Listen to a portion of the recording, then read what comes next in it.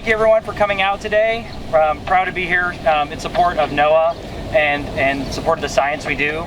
Like she mentioned, I do hurricane research. I was actually one of the probationary employees that was fired in February, back when all the DOJ stuff started happening, and so just kind of got to see firsthand just the consequences of that, and just the haphazard nature of this. And we're seeing more threatened. I'm back on the university side with the University of Miami, and that's AOML, part of OAR, and that's one of the things that's targeted in some of the budget requests and things like that. So what we're trying to do out here today is just to emphasize the importance of what we do, because here in Miami, we care about hurricanes, right?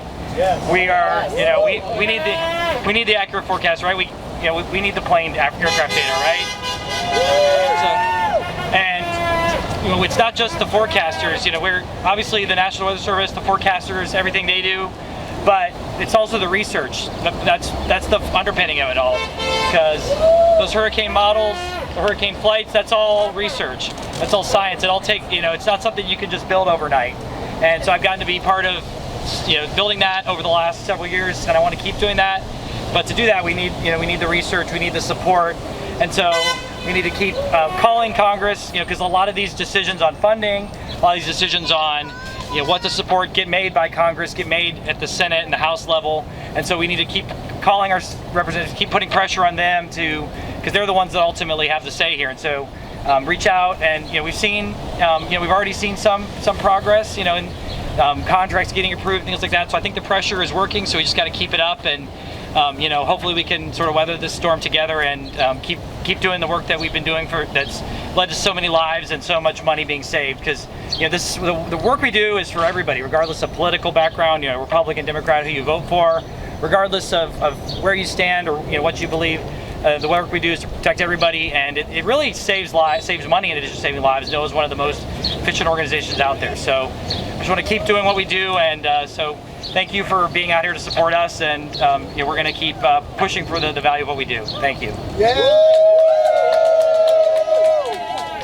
All right, we have a second speaker here, and this gentleman, his name is John Cortinas. He's right here in front of me. He's the former Deputy Assistant Administrator of Science for NOAA in the Office of Oceanic Atmosphere and Research, and he is the reason we're here today. John came to us asking us to shed light on this issue, and he has been a key to, in the process of organizing that. So with that, I would like to welcome up John Cortinas. Thank you. Good morning, Miami. Thank you for coming out on World Oceans Day and showing your support for NOAA and for FEMA. My name is John Cortinas, and I am a meteorologist who recently retired from a career of over 30 years proudly working for NOAA. My previous positions include being the director of the NOAA laboratory on Virginia Key, right here in Miami, and overseeing NOAA's 10 world-renowned laboratories around the country. In South Florida, we've weathered many storms. When a storm approached, we brought our boats back to shore, we've patched our roofs, we've installed hurricane shutters, and put sandbags by the door. Because that's what coastal communities do. We adapt, we endure, and we stand together. But here's the truth, we don't do it alone. We do it with the help from science and research, from NOAA and FEMA, two agencies that give the information, tools, and support to prepare before disaster strikes and rebuild when it does. And today we're standing up to say, don't cut the agencies and their research that protects Miami and the nation. Don't cut the science that saves our lives and our economy. Because when you underfund research, you don't just lose knowledge, you lose time, you lose ground, and eventually you lose lives. So, do you agree? Yes!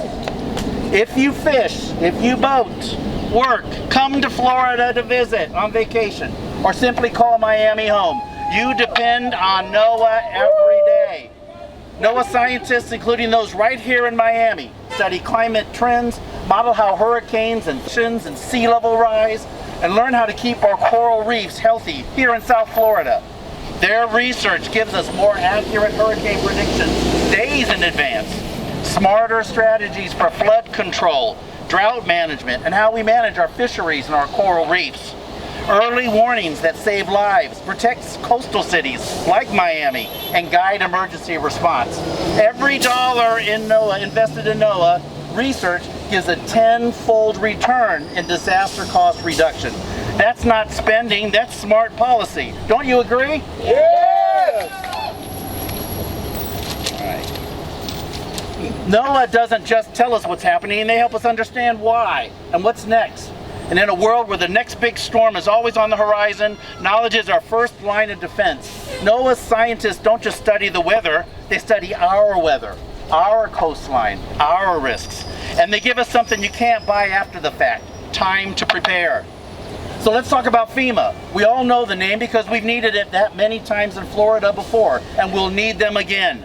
But here's what doesn't always make the headlines. FEMA doesn't just show up after the disaster strikes. They use research and data to help us get ready before the storm hits. They use research to help local leaders secure grants for seawalls and stormwater upgrades and emergency operation centers. So when FEMA loses resources, we lose more than response. We lose the chance to build a safer coastal community before the next storm arrives. Do we want a safer coastal community? Yes! Our city near the ocean is more than a view. It's our economy, our heritage, and our home. In Florida, we know storms are stronger, flooding is more frequent, tides are creeping in further each year. We don't need to be convinced climate change is real. We're living it. Research is important. We certainly don't want to get stuck with today's smartphones forever. So it doesn't make sense to ask the smartphone company to stop doing research that will continue to improve our cell phones we use today. So let me ask some questions and you let me know by yes or no. Should we stop making weather and climate forecast models that will alert us about severe weather and hurricanes sooner so we have more time to prepare? No! Should we stop making a better weather radar and other observing technologies like drones that will help us get more accurate forecasts and better warnings of severe weather? No! Yeah. No, we shouldn't stop it. No. So we're sending a message today from this coast to the halls of Congress.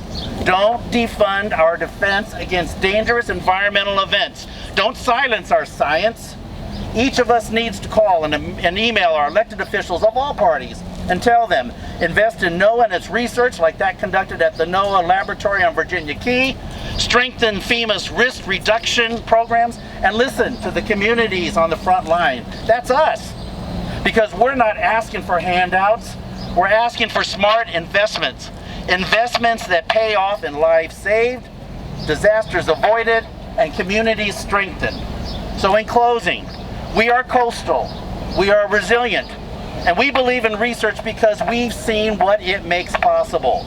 So let's raise our voices like we raise hurricane shutters and position sandbags before a storm. Early, strong, and together. Let's protect the science that protects us. Let's keep NOAA and its laboratories funded. Let's keep FEMA prepared. Let's keep Miami ready. Are you with me? Yeah! Thank you, South Florida. Let's keep fighting for our future, for our coast, and for each other. Thank you.